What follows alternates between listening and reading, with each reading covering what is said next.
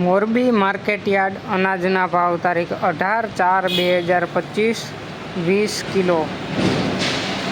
કપાસ 1200 રૂપિયાથી 1450 રૂપિયા.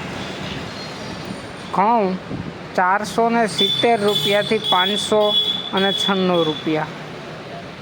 તલ 1300 રૂપિયાથી 1700 રૂપિયા. મગફળી ઝીણી 900 રૂપિયાથી 1006 રૂપિયા. જીરું 4000 રૂપિયાથી 4700 રૂપિયા. ચણા 900 રૂપિયાથી 1080 રૂપિયા.